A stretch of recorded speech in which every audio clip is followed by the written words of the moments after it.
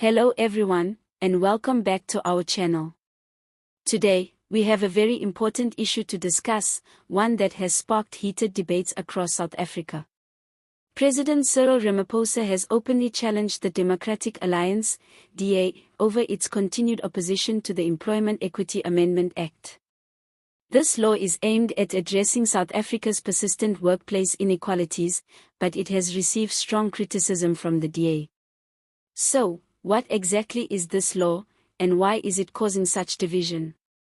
Stay tuned as we dive into the details. Before we start, don't forget to like this video, subscribe to the channel, and leave us your thoughts in the comments below.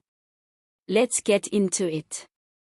In a community engagement event in the Eastern Cape, President Ramaphosa didn't hold back when he called on the DA to explain why they are so opposed to the Employment Equity Amendment Act. He said, if the DA has a problem with the Employment Equity Amendment Act, they must come and explain it to me. They must tell the people of South Africa why they believe transformation is a threat. Ramaphosa believes the law is not about exclusion but about fixing the historical imbalances that still affect many South Africans today. The Employment Equity Amendment Act was signed into law in 2023, and it represents a significant shift in South Africa's approach to economic transformation.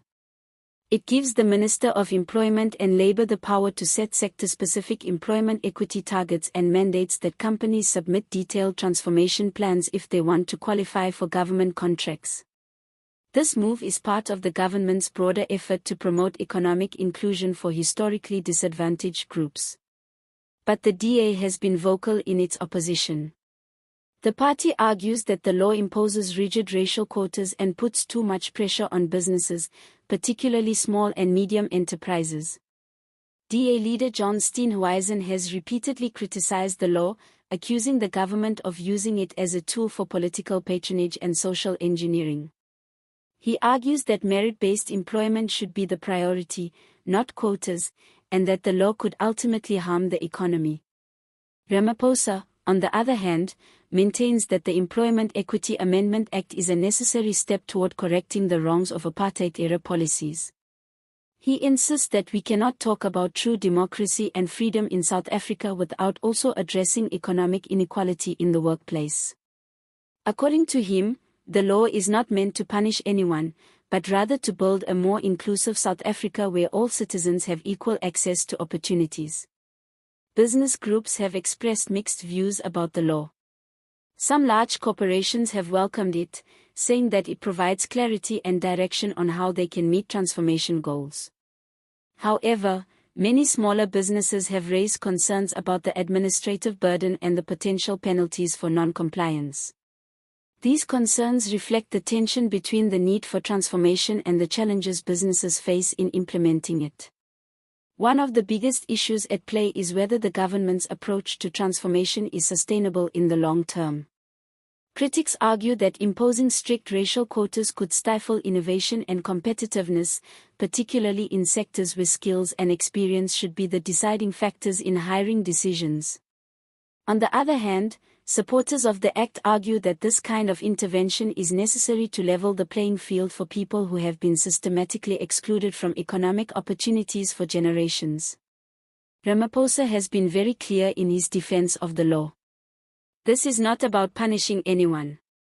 It's about building a more inclusive South Africa, he said. For him, the law is part of a broader vision of economic justice, one that seeks to undo the lasting effects of apartheid and provide opportunities for all South Africans, regardless of their background.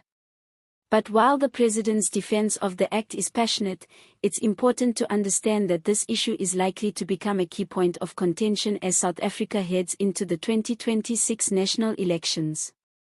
The DA, with its strong backing from business communities, is likely to continue pushing back against policies they view as restrictive, arguing that economic growth and job creation should take precedence over racial quotas. The ANC, meanwhile, will likely continue to push for policies that promote transformation, framing them as essential for achieving a truly inclusive economy. What we're seeing here is not just a policy debate but a reflection of the broader ideological divide in South Africa's political landscape. On one side, you have those who argue that transformation policies are necessary to right historical wrongs and achieve social justice. On the other side, there are those who believe that such policies undermine meritocracy and hinder economic growth. As we approach the 2026 elections, we can expect this debate to intensify. The DA will likely use the Employment Equity Amendment Act as a key issue to galvanize its business-friendly base, while the ANC will continue to emphasize the importance of transformation and inclusion. Now, let's take a closer look at how this law could impact businesses and employees. While some large corporations may have the resources to comply with the new regulations, many smaller businesses may struggle with the administrative burden of implementing transformation plans. For them, the penalties for non-compliance could be severe, and the law could have unintended consequences, such as reducing job opportunities or discouraging investment. The law's supporters, however, argue that these challenges are a small price to pay for creating a more equitable society. They believe that the benefits of a more inclusive economy will far outweigh the short-term difficulties businesses may face in adapting to the law's requirements. The hope is that over time, this law will create a more level playing field, where all South Africans have equal access to employment opportunities, regardless of their race or background.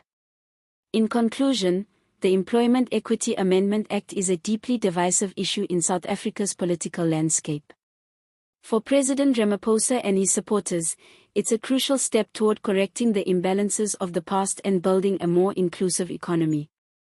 For the DA and many business groups, it's a threat to merit-based hiring and a potential hindrance to economic growth. As the 2026 elections approach, this issue is likely to remain front and center in the political debate. Will South Africa continue down the path of transformation, or will the push for economic growth take precedence? That's a question that will be answered at the polls. What do you think about the Employment Equity Amendment Act? Is it a necessary tool for economic justice, or is it an overreach that could harm businesses? Let us know your thoughts in the comments below. And remember to like and subscribe for more updates on South Africa's political landscape. Thanks for watching, and see you next time.